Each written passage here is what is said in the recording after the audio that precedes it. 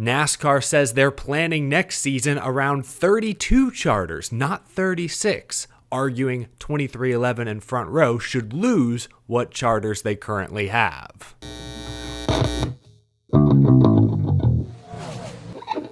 How's it going, y'all? My name is Eric. Welcome to Out of the Groove. NASCAR fires back against 2311 and Front Row. We'll cover the latest legal proceedings here in just a moment. First, where are my readers at? How about some NASCAR history buffs? Hot off the presses, 2 new hardcover books are available just in time for the holiday season.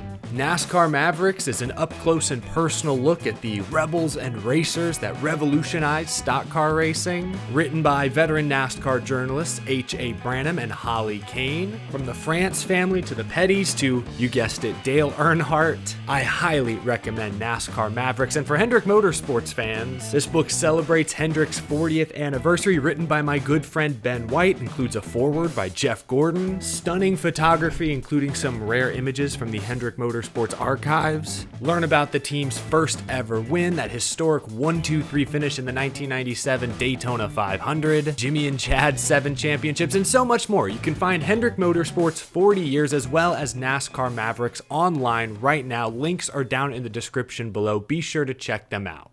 One more thing real quick before we cover the lawsuit. Yesterday, Joe Gibbs Racing announced Taylor Gray will drive the number 54 Xfinity Series Supra full-time next season. They also confirmed to Racing America that Ty Gibbs will be listed as the car owner. 22 years old and already a NASCAR car owner. What does this mean exactly? We don't know. It could just be Ty's name on a sheet of paper. Will he be spending his money to run the 54 week in, week out? I doubt it. It's a Joe Gibbs Racing car. Perhaps this is simply Ty Gibbs's first venture into the business, the ownership side of things, following in his father's footsteps, obviously his grandfather's footsteps, weaving himself deeper into the family business of Joe Gibbs Racing. Be interested to see what that actually looks like next year. If nothing else, we now know why Corey Haim wasn't signed to drive the number 54. I'm just kidding, but seriously. Anyway, now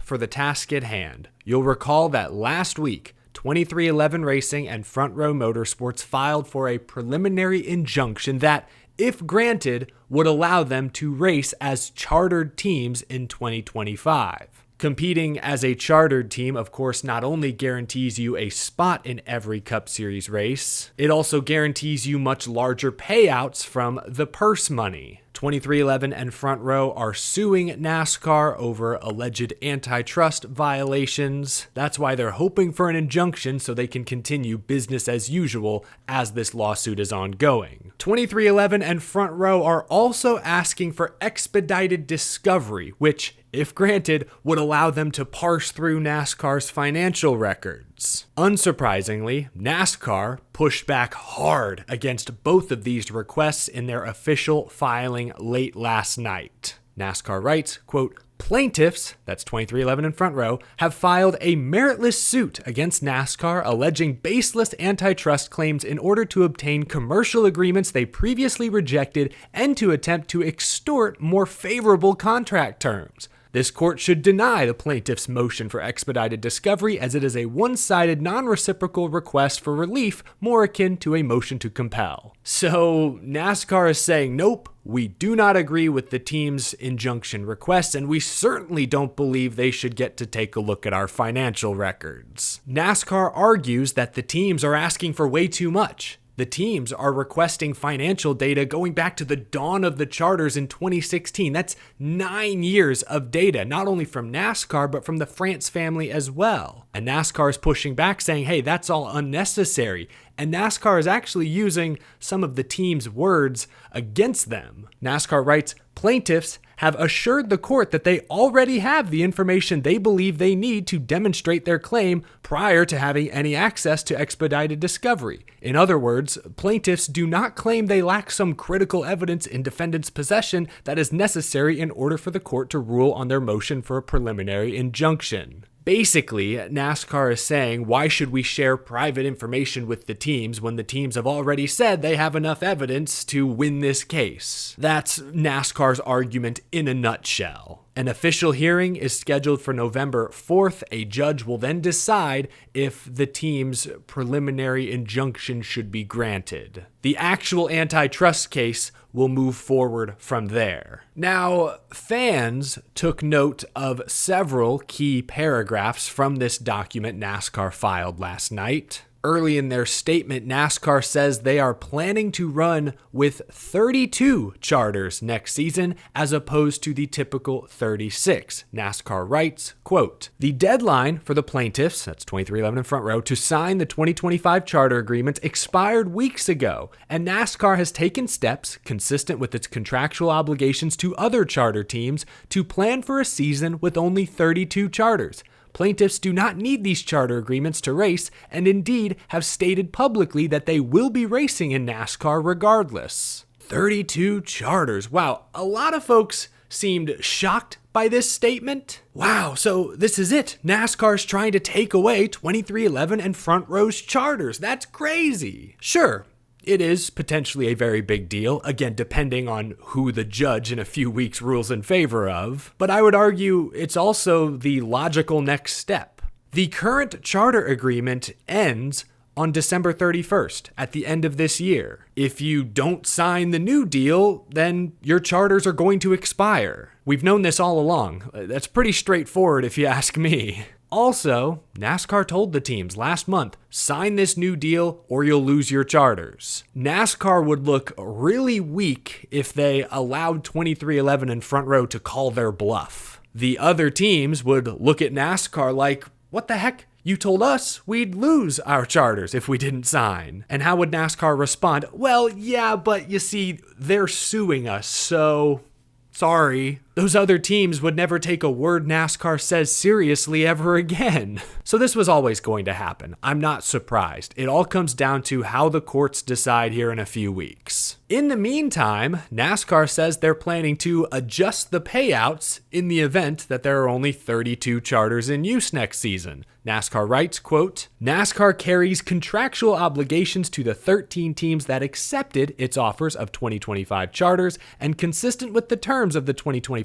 charters, NASCAR is working on reallocating funds that plaintiffs would have received to increase prize money and other special awards for the 2025 season for the benefit of teams that timely executed 2025 charters, as well as open teams who can compete to win the increased prize money and other special awards." I wonder what other special awards could mean. The Busch Light Pole Award, the Hard Charger Award. Oh, are they bringing back Sexiest Driver? Remember that? Y'all forgot. In all seriousness, back on topic. Some of y'all may have already left comments about the number 32. I get it. Front Row has 2 charters right now. 2311 has 2, so that's 4. 36 minus 4 is 32. But Front Row announced earlier this year they bought a 3rd charter. 2311, according to recent documents, has also arranged to purchase a 3rd charter. So shouldn't we be talking about 6? 36 down to 30? This NASCAR filing implies that NASCAR has not approved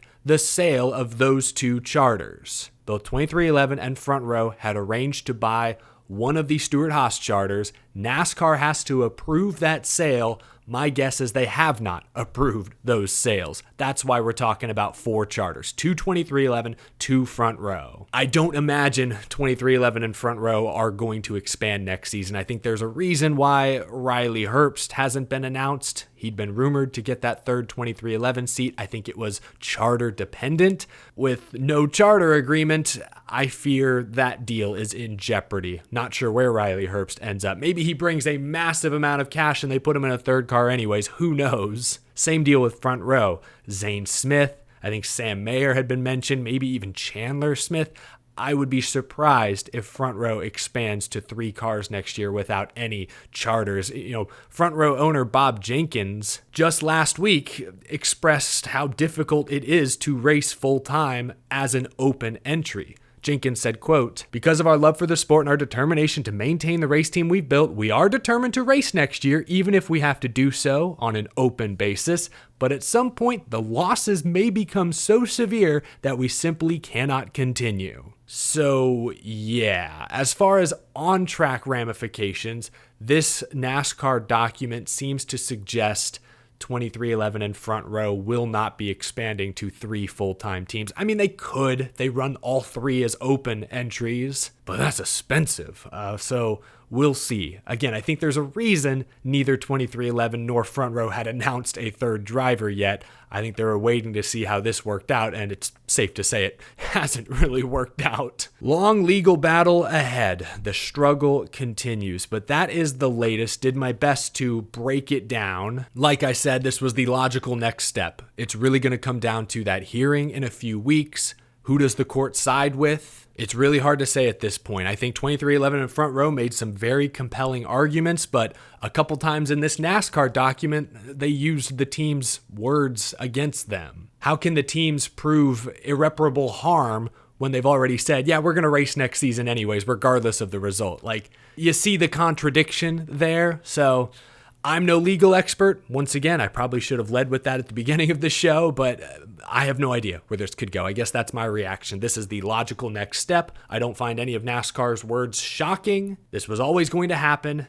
It all comes down to that hearing and what the judge decides in a few weeks. Then the antitrust lawsuit is really going to get rolling. But I want to hear your thoughts. What's your reaction to these documents, these quotes, these passages I read for y'all here today? I want to know. What do you think? Leave a comment down below. That'll do it for this episode, folks. Leave a like if you enjoyed. Subscribe for more NASCAR content and conversation every single day. And a big thank you to my very generous Patreon supporters. Earlier today, I uploaded a Las Vegas race preview with analytical expert Greg Mathern. Good conversation. Be sure to check that out. It's on my channel. I'll see you again soon, folks. Have a great rest of your day.